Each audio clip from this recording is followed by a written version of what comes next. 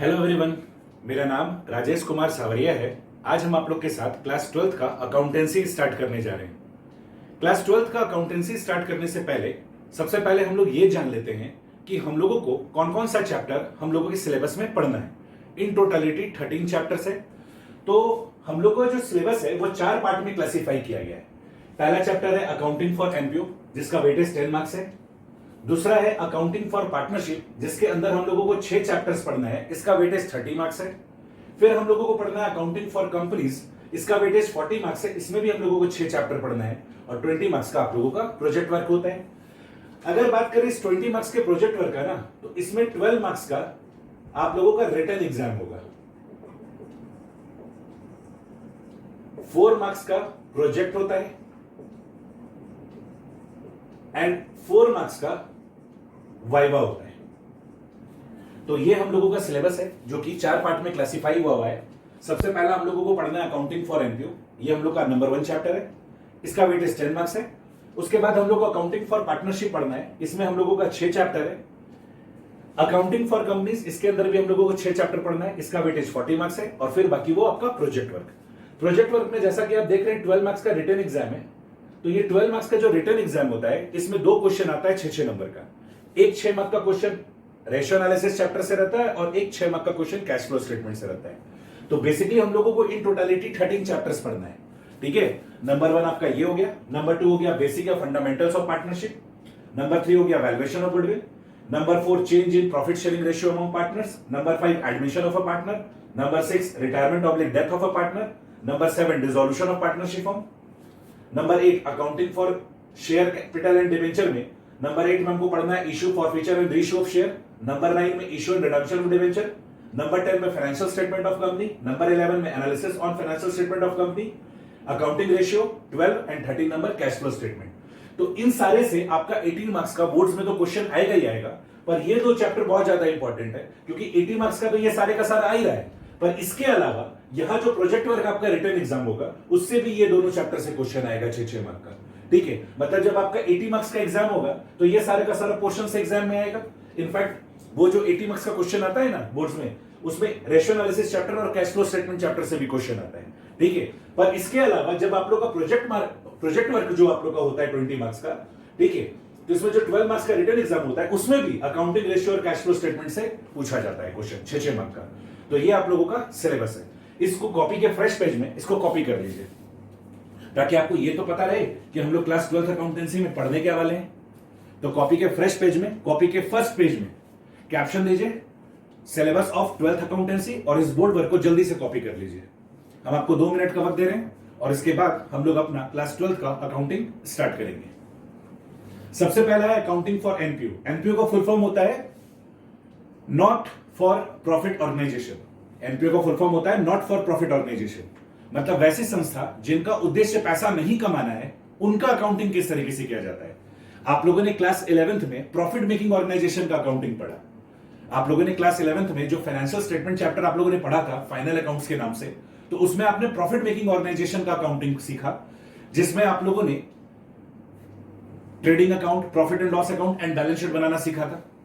अब हम लोग को क्लास 12th में क्या पढ़ना है, not for profit making organisation का अकाउंटिंग, कि अगर प्रॉफिट मेकिंग ऑर्गेनाइजेशन नहीं है, जिनका ऑब्जेक्टिव पैसा नहीं कमाना है, अगर वैसी संस्थाएं हैं तो उनका अकाउंटिंग किस तरीके से होता है।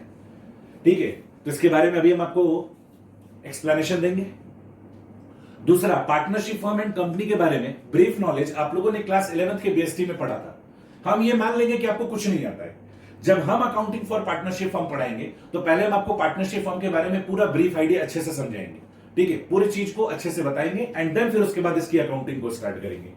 एंड अकाउंटिंग फॉर कंपनीज में भी हम यही अज्यूम कर लेंगे कि आपको कंपनीज के बारे में कोई आइडिया नहीं है। हम आपको from the very basics companies के बारे में बताएंगे एंड फिर उसके अकाउंटिंग के बारे में बताएंगे। ठीक है, हालांकि पार्टनरशिप के फर्म के बारे में और कंपनीज के बारे में बेसिक आइडिया आप लोगों ने क्लास 11th के बीएसटी में लिया है। ठीक है, पर हम ये मान लेंगे कि आपको कुछ नहीं आता है। ठीक है, और ये मानते हुए हम आपको डिटेल में उस सब के बारे में बताएंगे कि पार्टनरशिप फर्म होता क्या है, ठीक है, कंपनीज होता क्या है, एंड फिर उसके अकाउंटिंग के बारे में भी हम आपको डिटेल में बताएंगे।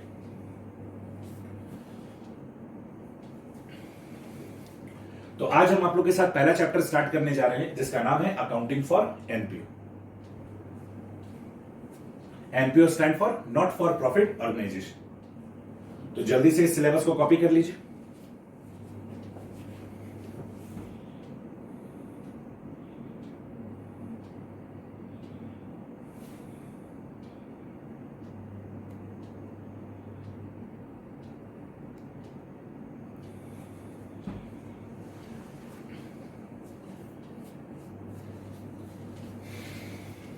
चलिए नेक्स्ट, अब कॉपी के नेक्स्ट फ्रेश पेज में जाइए और वहां जाकर चैप्टर 1 अकाउंटिंग फॉर एनपीओ लिखिए।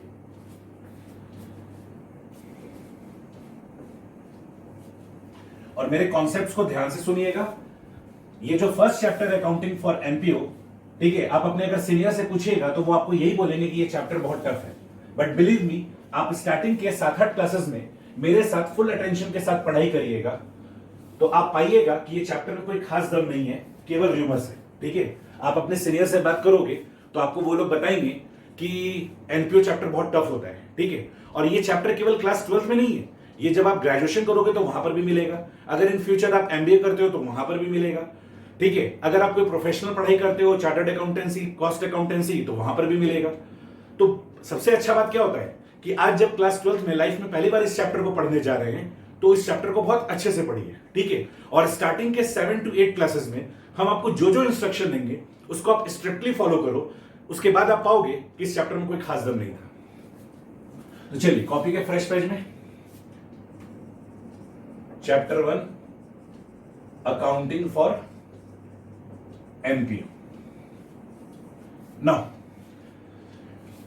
हम लोग एनपीओ का तो अकाउंटिंग सीख लेंगे, लेकिन सबसे पहले हम लोग ये सीखते हैं कि एनपीओ का मतलब क्या होता है। Number 1, meaning of NPO. ठीक है, मेरे शब्दों को ध्यान से सुनना बच्चों, मेरे हर बोर्ड वर्क को प्रॉपरली कॉपी करना। ठीक है, और कोई भी कंफ्यूजन होगा तो मेरे को कॉल करके अपना डाउट्स क्लियर कर लेना। तो अगर हम लोग बात करें एनपीओ का, तो एनपीओ का मीनिंग क्या होता है? Organisations formed and run with the objective of not to earn profit is called not for profit organization, NPO. तो एनपीओ का मतलब क्या होता है? वो सारी की सारी संस्थाएं जो इस ऑब्जेक्टिव के साथ बनी है और चलाई जा रही है कि हमको पैसा नहीं कमाना है। वो सारी की सारी संस्थाएं जो इस ऑब्जेक्टिव के साथ बनी है और जो चलाई जा रही है कि हमको पैसा नहीं कमाना है, वैसी सारी की सारी संस्थाओं को क्या बोला जाता है? एनपीओ बोला जाता है। तो वैसी संस्थाएं जिनका ऑब्जेक्टिव पैसा नहीं कमाना है, इसका यह मतलब कतई नहीं होता है कि पैसे का यहां पर लेन देन नहीं होगा। अगर हम ये कहते हैं कि ये ऐसी संस्थाएं हैं जिनको पैसा नहीं कमाना है, तो इसका मतलब ये बिल्कुल नहीं होता है कि यहां पैसे का लेन देन नहीं होगा। यहां पैसे का लेन देन होता है, यहां पैसा आता भी है और पैसे खर्च भी होता है, बट द थिंग इज कि जो भी पैसा आता है वो एज इट इज खर्च हो जाता है। यहां जो कुछ भी पैसा आता है वो एज इट इज खर्च हो जाता है।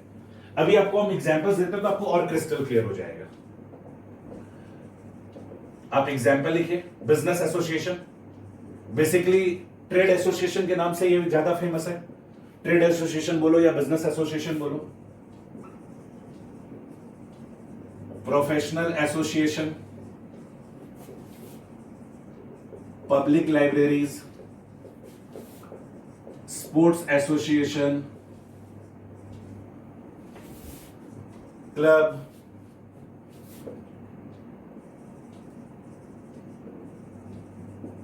Educational institutions etcetera. तो जल्दी से बोर्ड पर को कॉपी करिए, इसको और अच्छे से आपको समझाते हैं। तो एनपीओ का मतलब होता है वो सारी की सारी संस्थाएं जो इस ऑब्जेक्टिव के साथ बनी है, जो इस ऑब्जेक्टिव के साथ चल रही है कि भाई हमको पैसा नहीं कमाना है, तो वो सारी की सारी संस्थाएं को क्या बोला जाता है? एनपीओ बोला जाता है। तो पैसा नहीं कमाने का मतलब ये नहीं होता है कि ये संस्थाएं पैसे लेती नहीं है या देती नहीं है। यहां पैसे का लेन देन होता है, पर यहां जो कुछ भी पैसा आता है वो एज इट इज खर्च कर दिया जाता है। ठीक है, जो भी पैसा आता है वो एज इट इज खर्च कर दिया जाता है, इसीलिए इन संस्थाओं को क्या बोला जाता है, एनपीओ बोला जाता है। जैसे हम एग्जांपल लेते हैं बिजनेस एसोसिएशन।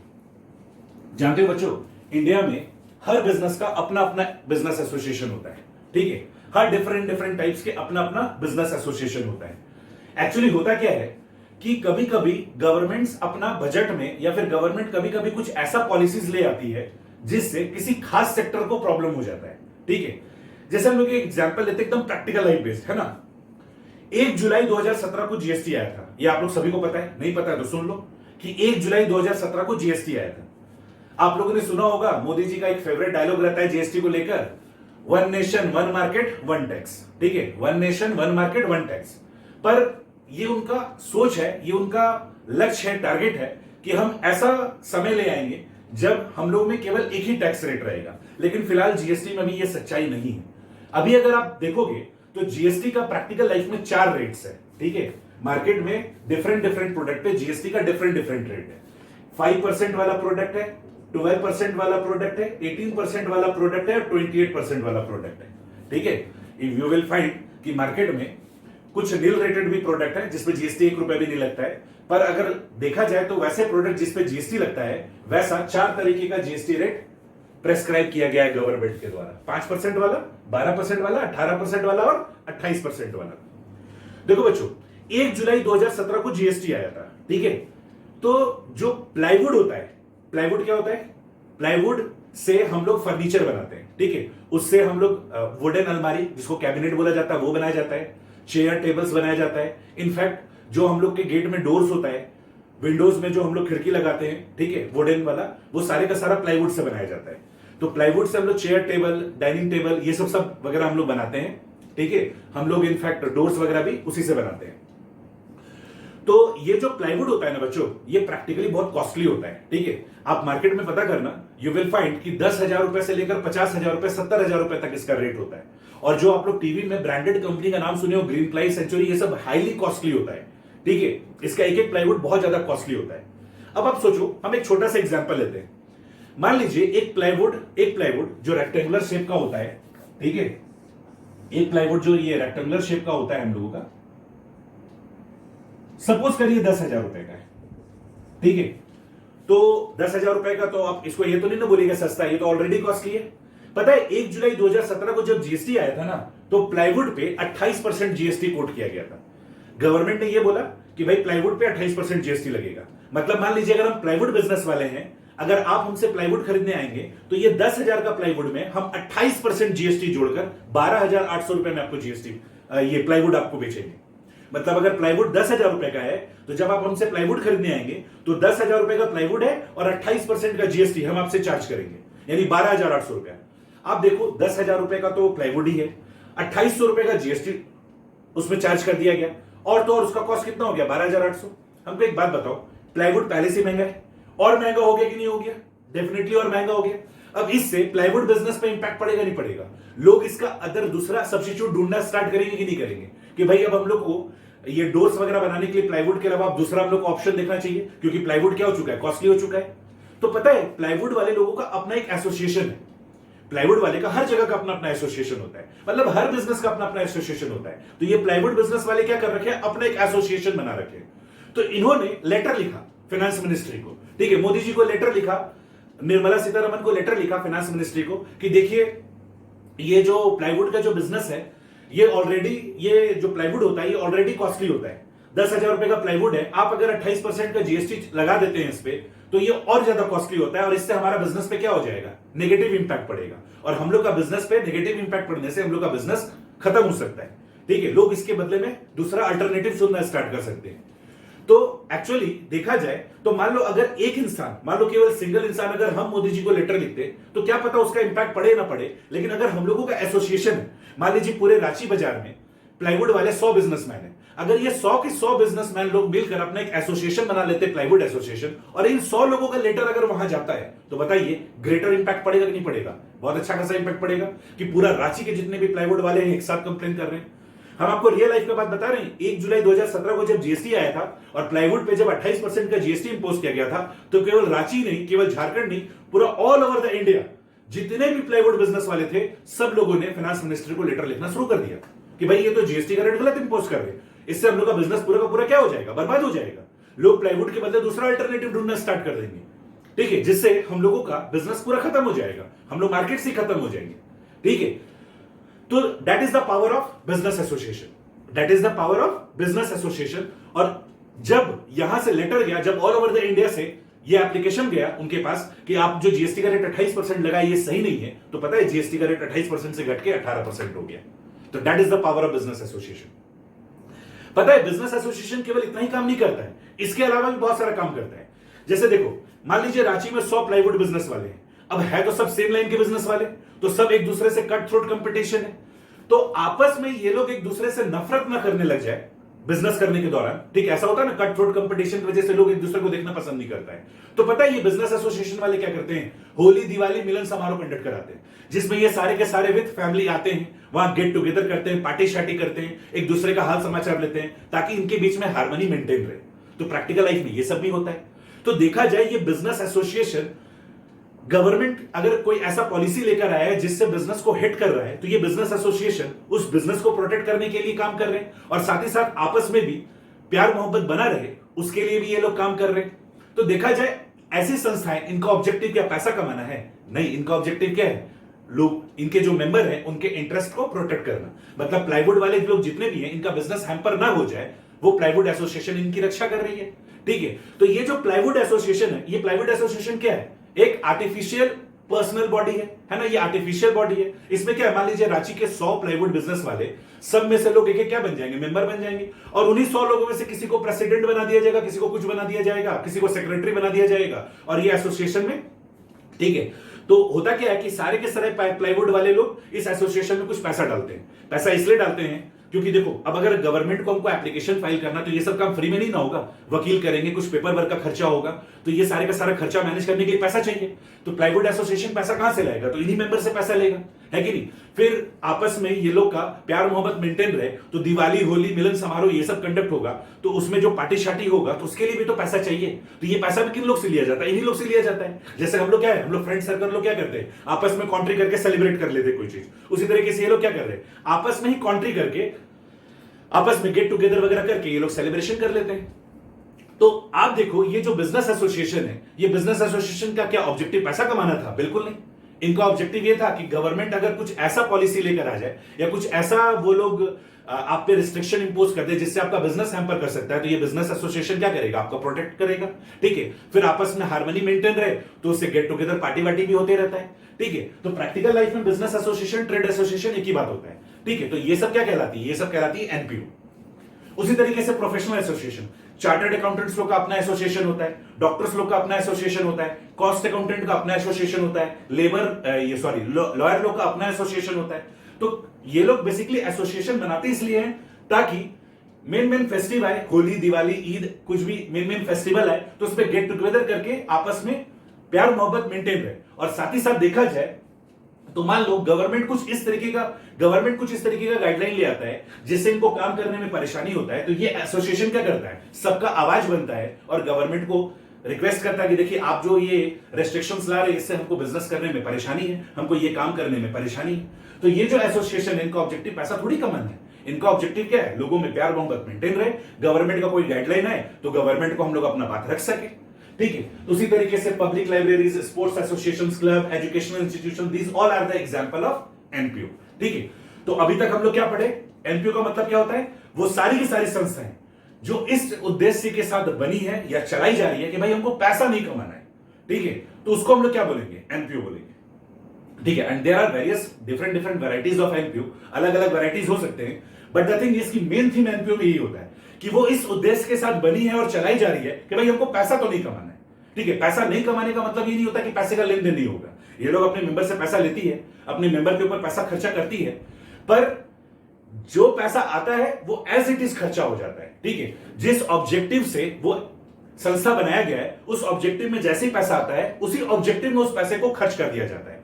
ये बात अलग है कि सारे का सारा पैसा एक बार में खर्च नहीं किया जाता होगा, ग्रेजुअली खर्च किया जाता होगा, ठीक है। मान लीजिए प्लाईवुड वाले लोग हैं, होली दिवाली मिलन समारोह कर रहे हैं, आपस में कंट्रीब्यूशन करते होंगे, मान लीजिए एक प्लाईवुड बिजनेस वाले 5-5 हजार रुपए का कंट्रीब्यूशन कर रहे हैं, ठीक है, 100 है तो मान लीजिए टोटल 5 लाख रुपए कलेक्शन है, तो जरूरी थोड़ी 5 लाख रुपए भाई तुरंत खर्च कर दो, ग्रेजुअली खर्चा करेंगे, जैसे जैसे जरूरत पड़ेगा वैसे वैसे खर्चा करेंगे।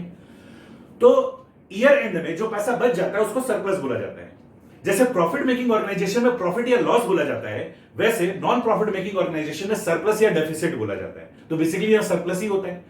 तो पैसा नहीं कमाने का ऑब्जेक्टिव का मतलब यह है कि भाई यहां पैसे का लेन देन होता है, पैसा आता है, पैसा जाता है, पर जो भी पैसा आता है वो उसी ऑब्जेक्टिव में, जिस ऑब्जेक्टिव से पैसा आ रहा है उसी ऑब्जेक्टिव में वो उस पैसे को क्या कर दिया जाता है, एज इट इज खर्च कर दिया जाता है।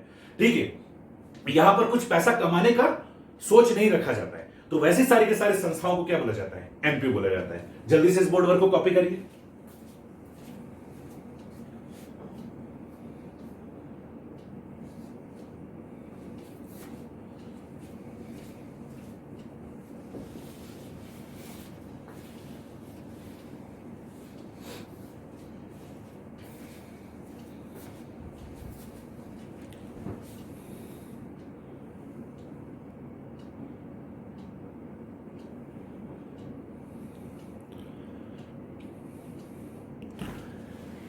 Next, accounts prepared by MPO.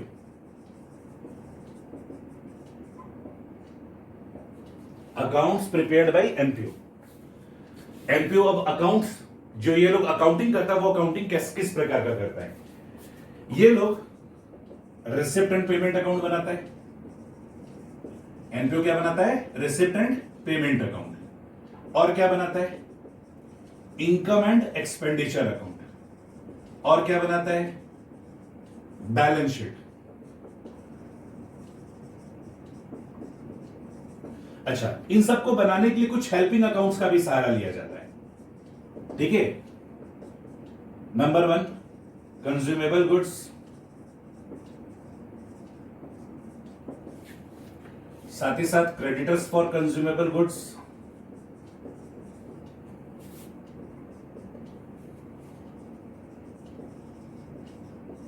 हम लोग एक्सपेंसेस का कुछ एक्सपेंसेस का अकाउंट बनाते हैं, कुछ इनकम का अकाउंट बनाते हैं,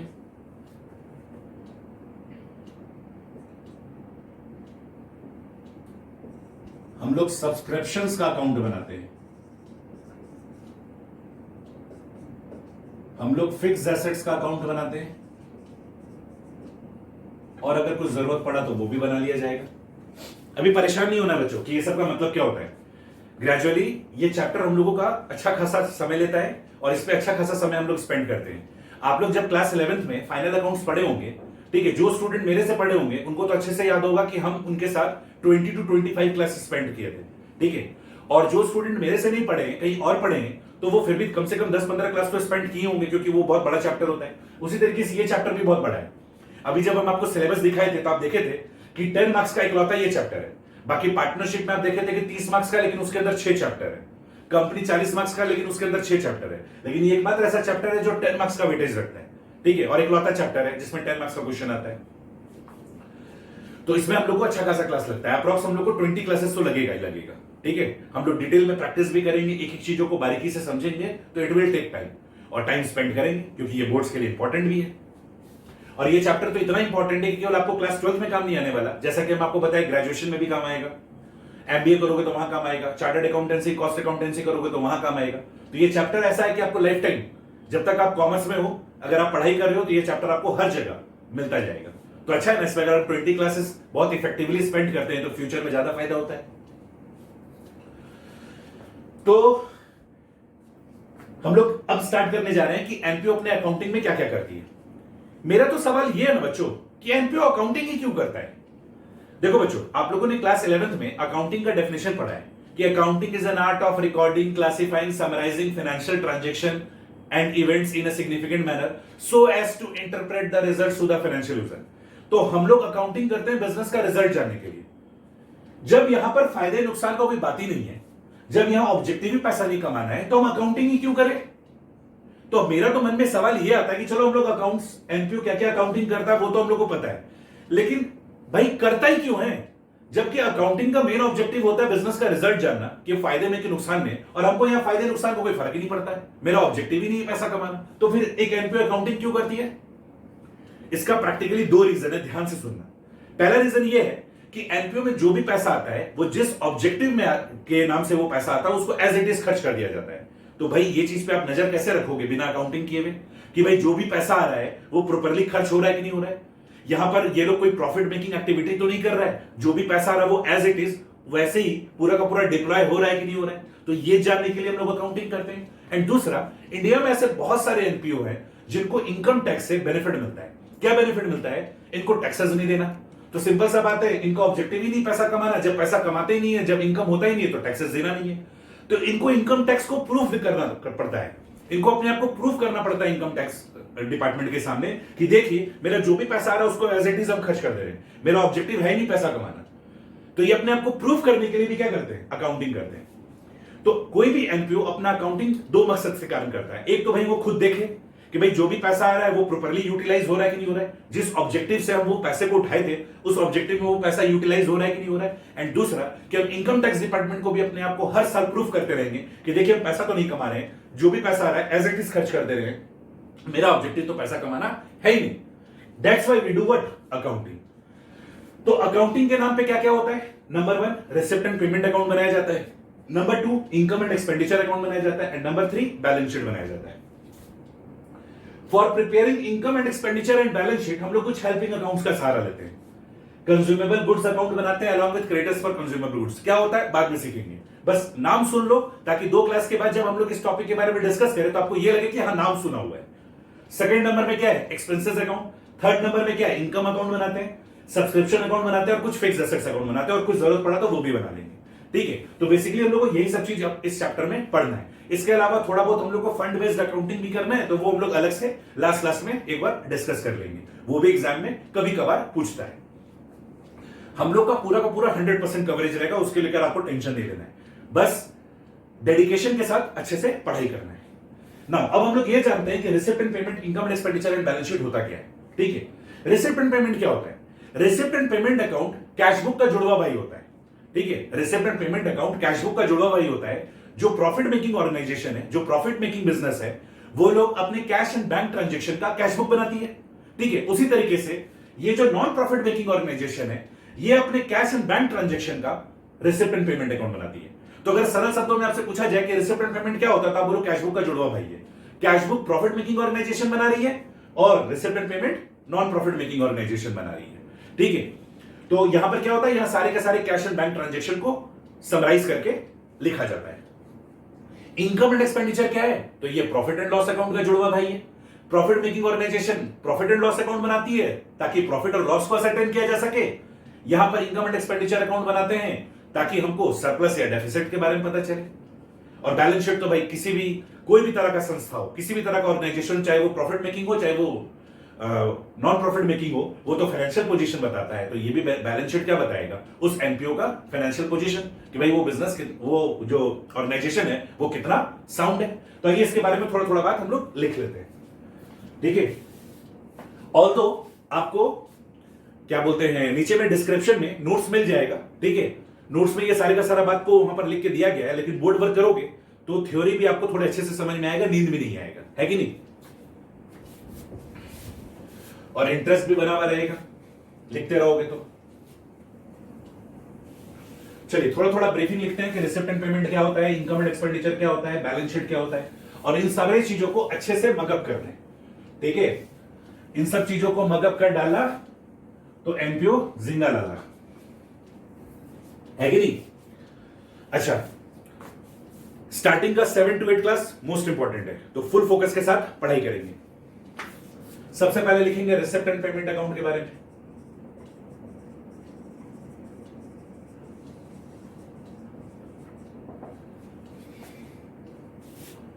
पहला चीज,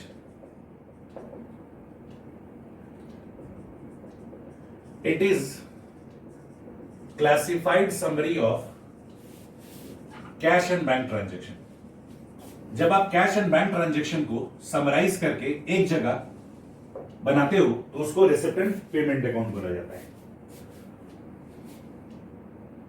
it is classified summary of cash and bank transaction. ठीक है,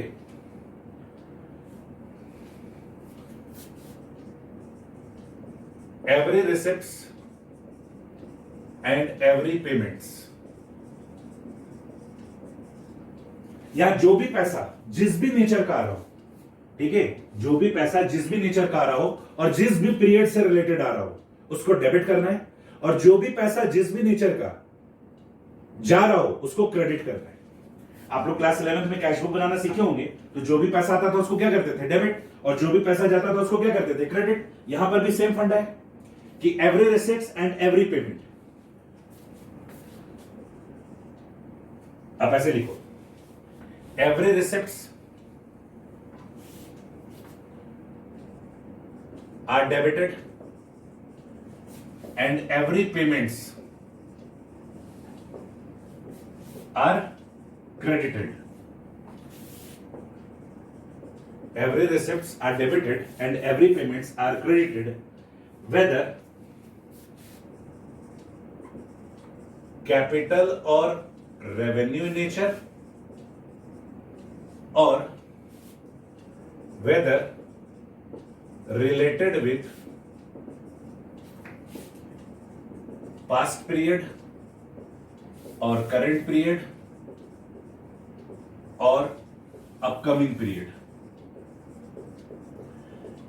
ये सेकंड वाले पॉइंट का मतलब बच्चों कि जब हम लोग रिसिप्ट एंड पेमेंट अकाउंट बनाएंगे, कैसे बनाएंगे, टी शेप का बनाएंगे। रिसिप्ट एंड पेमेंट अकाउंट हम लोग टी शेप का बनाएंगे, जैसे टी शेप का अकाउंट बनता है वैसे रिसिप्ट एंड पेमेंट बनेगा, ठीक है।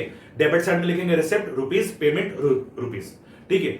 जो भी पैसा आ रहा हो, चाहे किसी भी समय से रिलेटेड हो, चाहे वो पिछले समय से रिलेटेड हो, आने वाले साल से रिलेटेड हो, करंट ईयर से रिलेटेड हो, कोई भी पैसा आ रहा हो, चाहे जिस भी नेचर का पैसा आ रहा हो, चाहे वो डे टू डे एक्टिविटी से रिलेटेड हो, चाहे वो वंस इन अ ईयर वाला ट्रांजेक्शन हो, कोई भी तरह का पैसा हो, अगर आ रहा है तो डेबिट करेंगे और जा रहा है तो क्रेडिट करेंगे। तो किसी भी तरह का रिसिप्ट होगा सबको डेबिट कर देना है, किसी भी तरह का पेमेंट होगा उसको क्रेडिट कर देना है, चाहे वो कैपिटल नेचर का हो, चाहे वो रेवेन्यू नेचर का हो, ठीक है। चाहे वो पास्ट पीरियड से रिलेटेड हो, चाहे वो करंट पीरियड से रिलेटेड हो, चाहे वो अपकमिंग पीरियड से रिलेटेड हो, सारे के सारे ट्रांजेक्शंस को हमको क्या कर देना है, रिसिप्ट एंड पेमेंट अकाउंट में रिकॉर्ड कर देना है। केवल 3 ट्रांजेक्शन ऐसा है जो कि रिसिप्ट एंड पेमेंट में नहीं आएगा। Number 1 outstanding expenses, number 1 accrued income, and third number depreciation are not recorded here because these all are non-cash transaction।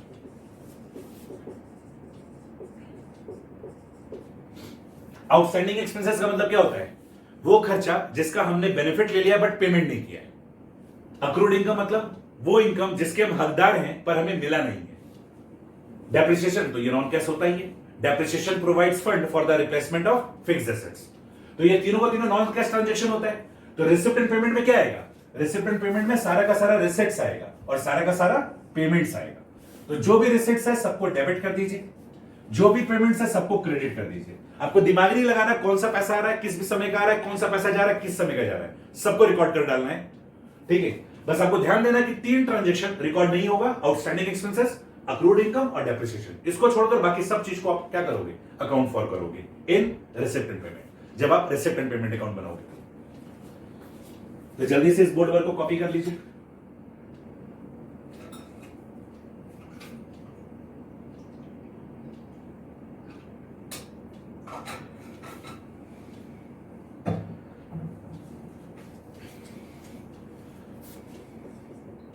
Next,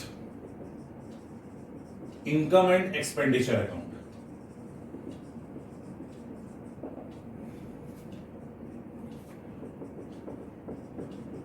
It is prepared by following accrual basis of accounting। accrual basis of accounting का मतलब बच्चों, अगर मान लीजिए हम 12 महीने का revenue देख रहे हैं तो खर्चे भी कितने दिन का लेंगे, 12 महीने का। मान लीजिए कोई खर्चा है, सपोज करिए हमने रेंट 15 महीने का पे कर दिया तो 3 महीने का प्रीपेड बोलकर हटा देंगे। मान लीजिए स्टाफ को सैलरी दी 11 महीने का तो 1 महीने का आउटस्टैंडिंग बोलकर जोड़ देंगे। मतलब जितने पीरियड का रेवेन्यू रहेगा उतने पीरियड का एक्सपेंस लेंगे, उसी को क्या बोला जाता है, अक्रूवल बेसिस ऑफ अकाउंटिंग। तो जितने पीरियड का रेवेन्यू रहता है, जितने पीरियड का एक्सपेंस लेते हो और दोनों को जब रिकॉर्ड करते हो तो उसी को बोला जाता है अक्रूवल बेसिस ऑफ अकाउंटिंग। तो it is prepared by following accrual basis of accounting. ठीक है, all revenue payments related with current period are debited। all revenue expenses बोलते हैं, all revenue expenses related with current period are debited and all revenue receipts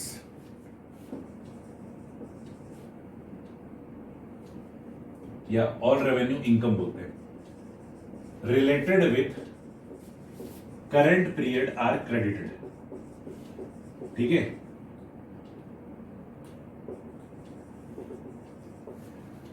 दिमाग में relax होकर एकदम पढ़ोगे ना। रिसिप्ट एंड पेमेंट का मतलब क्या है? ये कैश बुक का जुड़ा हुआ है। ये इनकम एंड एक्सपेंडिचर क्या है? प्रॉफिट एंड लॉस अकाउंट का जुड़ा हुआ है। ठीक है, पैनिक नहीं होना कि सर हमको याद नहीं कि 11th में हम लोग कैश बुक कैसे बनाते थे। ठीक है, इनकम एंड एक्सपेंडिचर पीएल कैसे बनाते थे, कोई दिक्कत नहीं है। अभी हम आपको ब्रीफिंग बता रहे हैं। ठीक है, आप लिखो ये सब चीजों को। नेक्स्ट जब आप क्लास करोगे तो उससे पहले ये सारे का सारा चीज रिवाइज कर लेना। ठीक है, हम लोग जो 20-22 क्लास स्पेंड करेंगे उसमें बहुत सारा प्रैक्टिस करेंगे और एक एक चीजों को बारीकी से समझेंगे। अभी हम लोग ब्रीफिंग ले रहे हैं। ठीक है, तो इनकम एंड एक्सपेंडिचर क्या होता है? तो इनकम एंड एक्सपेंडिचर हम लोग accrual basis of accounting follow करते हैं और जितना भी revenue expenses related with current period होता है इसको रिकॉर्ड कर दिया जाता है। ठीक है, देखो रिसिप्ट एंड पेमेंट में क्या था? कैपिटल या रेवेन्यू कोई भी हो, पास्ट करंट अपकमिंग कुछ भी हो, सबको रिकॉर्ड करना है। लेकिन इनकम एंड एक्सपेंडिचर में क्या है? केवल रेवेन्यू नेचर के खर्चे को रिकॉर्ड करना है, वो भी रिलेटेड विद करंट पीरियड। सारा रेवेन्यू नेचर की इनकम को रिकॉर्ड करना है, वो भी कौन सा? Related with current period. तो ये सब चीज में ध्यान दो। और तीसरा balance sheet, it states financial position. ये फाइनेंशियल पोजीशन बताता है।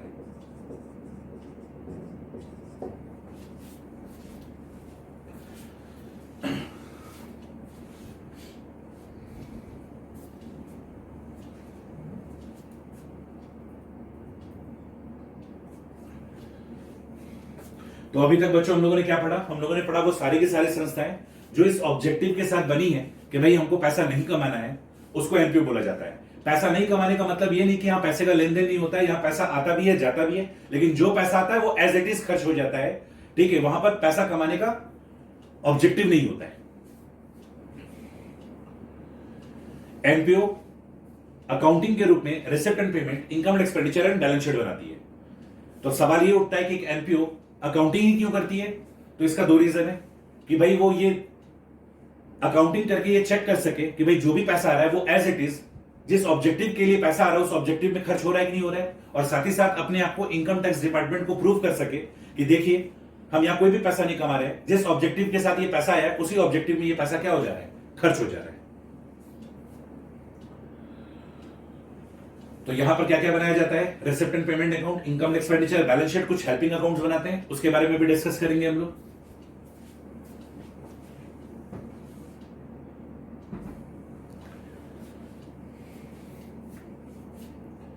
चलिए, तो आज हम जो कुछ भी आपको बताएंगे इसको अच्छे से रिवाइज करना है।